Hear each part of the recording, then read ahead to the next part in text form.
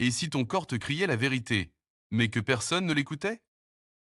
Et si ce n'était pas juste du stress? Pas juste hormonal? Pas juste le SOPC? Et si ta thyroïde était en train de ralentir toute ta vie en silence? Tu manges normalement. Tu fais attention. Mais tu prends du poids. Tu es fatigué même après 8 heures de sommeil. Ton cycle est irrégulier. Tu as froid alors que tout le monde a chaud. Tu perds tes cheveux. Tu es gonflé. Tu as le moral en dents de scie. On te dit, c'est le stress. C'est dans ta tête. C'est le SOPC. Mais parfois, c'est la thyroïde. C'est quoi la thyroïde? La thyroïde, c'est une petite glande en forme de papillon, située à la base du cou, juste devant la trachée. Petite, mais incroyablement puissante. Elle produit deux hormones principales, la T3 et la T4. Ces hormones circulent dans tout ton corps. Et elles donnent le rythme. On peut la comparer au chef d'orchestre de ton organisme. Sans elle, les musiciens jouent faux. Trop vite ou trop lentement. Elle contrôle. Ton métabolisme, c'est elle qui décide à quelle vitesse tu brûles les calories. Ton énergie, si elle ralentit, tu te sens épuisé sans raison. Ton poids, elle influence directement la prise ou la perte de poids. Ton humeur, anxiété, irritabilité, déprime, tout peut être lié. Ta température corporelle, sensation de froid constante quand elle est trop lente. Ton cycle menstruel, ovulation, régularité des règles, fertilité. Elle agit comme un thermostat interne. Si elle ralentit, ton métabolisme ralentit, ton cœur ralentit, ta digestion ralentit, ton cerveau ralentit. Si elle s'emballe, palpitations, nervosité, perte de poids rapide, insomnie. Et le problème, c'est que ces symptômes ressemblent à tout et à rien. On pense stress, on pense fatigue, on pense âge. Mais parfois, c'est simplement cette petite glande en forme de papillon qui essaie de te dire quelque chose. Explication scientifique claire, la thyroïde est une petite glande située à la base du cou. Elle pèse à peine 15 à 20 grammes. Mais son impact est immense. Elle agit via deux hormones principales, T3, triiodothyronine, T4, thyroxine. Ces hormones régulent le métabolisme, la température corporelle, la production d'énergie cellulaire, l'ovulation, l'humeur, la fertilité, la fonction cardiaque, le transit intestinal. Quelques chiffres pour comprendre l'ampleur du problème dans le monde, environ 5 à 10% des femmes présentent un trouble thyroïdien. Les femmes sont 5 à 8 fois plus touchées que les hommes. Jusqu'à 60% des personnes atteintes ne savent pas qu'elles ont un trouble thyroïdien. Dans les Caraïbes, données estimatives régionales, les études locales sont moins nombreuses qu'en Europe, ce qui rend le phénomène parfois invisible. Martinique et Guadeloupe. Prévalence estimée entre 7 et 12% chez les femmes adultes, avec un sous-diagnostic important. Guyane. Données limitées, mais augmentation observée des troubles auto-immuns ces dernières années. Haïti.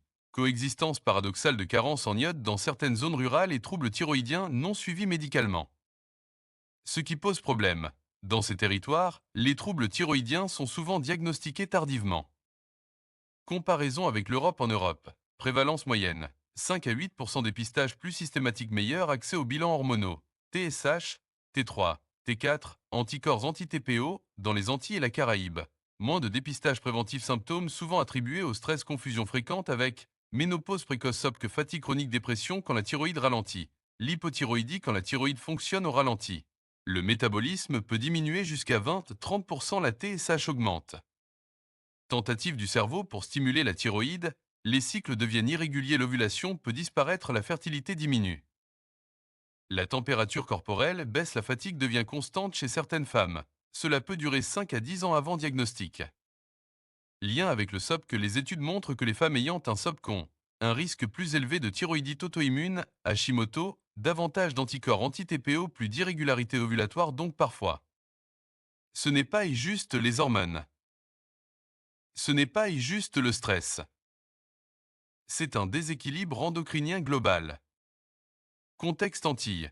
Pourquoi c'est important ici aux Antilles? La santé thyroïdienne mérite une attention particulière. Pourquoi? Parce que plusieurs facteurs locaux peuvent influencer l'équilibre hormonal. Une carence en iode ou alimentation déséquilibrée, la thyroïde a besoin d'iode pour fabriquer ses hormones T3 et T4. Sans iode, elle ne peut pas fonctionner correctement. Dans certaines zones des Caraïbes, l'apport en iode peut être irrégulier. Baisse de consommation de sel iodé, alimentation plus industrielle. Produits importés parfois pauvres en micronutriments. À l'inverse, un excès d'iode peut aussi perturber la thyroïde chez les personnes prédisposées. Résultat, un déséquilibre subtil mais chronique. 2. Stress chronique, charge mentale, pression sociale. Le stress n'est pas juste psychologique. Quand le stress devient chronique, le cortisol augmente, il perturbe la conversion de T4 en T3, la thyroïde devient moins efficace dans les Antilles, beaucoup de femmes cumulent. Travail, enfant, famille élargie, responsabilités multiples, cette charge mentale permanente peut influencer l'axe hypothalamo-hypophyso-thyroïdien. Le corps s'adapte, mais à long terme, il s'épuise. 3. Inflammation silencieuse, l'inflammation chronique de bas grade est un facteur clé. Elle peut être entretenue par alimentation riche en sucres raffinés, produits ultra-transformés, surcharge pondérale, déséquilibre du microbiote. Or, l'inflammation favorise les maladies auto-immunes. Et la cause la plus fréquente d'hypothyroïdie dans le monde est la thyroïdite de Hashimoto, une maladie auto-immune. Donc, quand l'inflammation s'installe, la thyroïde peut devenir une cible. 4. Exposition environnementale, perturbateurs endocriniens. Certains polluants peuvent interférer avec le système hormonal.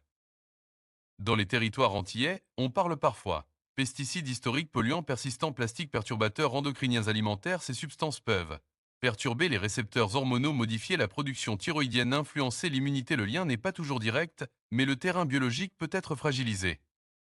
Le problème du diagnostic, beaucoup de femmes consultent pour fatigue persistante, prise de poids inexpliquée, difficulté à tomber enceinte, cycles irréguliers, mais on se contente parfois d'un simple dosage de TSH. Or, la TSH seule ne donne pas toujours une vision complète. Elle mesure la stimulation de la thyroïde, pas forcément la qualité réelle de la production hormonale ni l'état auto-immun. Dans certains cas, la TSH peut être dans la norme alors que la patiente présente des symptômes évidents. C'est pourquoi un bilan plus complet peut être discuté. TSH, T4 libre, T3 libre, anticorps anti-TPO, parce qu'une fatigue chronique n'est pas normale. Et surtout, ce n'est pas parce qu'un symptôme est fréquent qu'il est normal. Et maintenant, imagine une femme. Elle vit aux Antilles. Elle travaille. Elle tient sa maison. Elle fait attention à ce qu'elle mange. Mais depuis des années, son corps lui envoie des signaux. Fatigue constante. Règles douloureuses. Prise de poids. Chute de cheveux. Douleurs pelviennes. Elle consulte. On lui parle de stress. On lui parle d'hormones. On lui parle d'âge. Mais personne ne relie tous les symptômes ensemble. Parce que parfois, le problème n'est pas isolé. C'est un puzzle hormonal. Et quand on ne regarde qu'une seule pièce, on passe à côté du tableau complet. Je vais te raconter l'histoire de Martine. Une seule femme. Plusieurs diagnostics. Des années d'errance médicale. Et une thyroïde qu'on a mise trop longtemps de côté. Je vais te parler de Martine. 41 ans. Pas d'enfant. Depuis ses 20 ans, elle a des règles douloureuses. Très abondantes. Invalidantes. On lui dit, c'est normal. À 28 ans, fibrome. À 32 ans, endométriose. À 35 ans, adénomiose. Toujours fatiguée. Toujours gonflée. Toujours en anémie. On met tout sur le compte de ses règles. Elle prend du poids. Elle perd ses cheveux. Elle a froid en permanence. On lui dit, c'est le stress. C'est hormonal. C'est l'âge. À 39 ans, après des années d'errance médicale, on fait enfin un bilan complet. TSH élevé. Anticorps positifs. Hypothyroïdie auto-immune. Pendant presque 15 ans, son corps envoyait des signaux. Mais personne n'a relié les points. Fibrome. endométriose, adénomiose, fatigue chronique, troubles ovulatoires, une seule femme, plusieurs diagnostics tardifs. Et aujourd'hui, à 41 ans, toujours sans enfant. Parfois, ce n'est pas une seule maladie. C'est un système hormonal complet qui dysfonctionne. La thyroïde influence les estrogènes. Les estrogènes influencent l'endomètre. L'inflammation entretient l'endométriose. Tout est lié. Les examens à ne pas négliger si tu suspectes un problème thyroïdien. Parle à ton médecin de TSH T3 libre, T4 libre, anticorps anti-TPO, anticorps anti-thyroglobuline parce qu'un est résultat normal et peut cacher un déséquilibre fonctionnel. Signes qui doivent t'alerter si tu as fatigue constante, frilosité, constipation, chute de cheveux, peau sèche, difficulté à perdre du poids malgré les efforts, règles irrégulières, ne banalise pas. Ce n'est pas eu dans ta tête. Que peut ON faire 1. Réduire l'inflammation 2. Stabiliser la glycémie 3. Dormir suffisamment 4. Gérer le stress 5.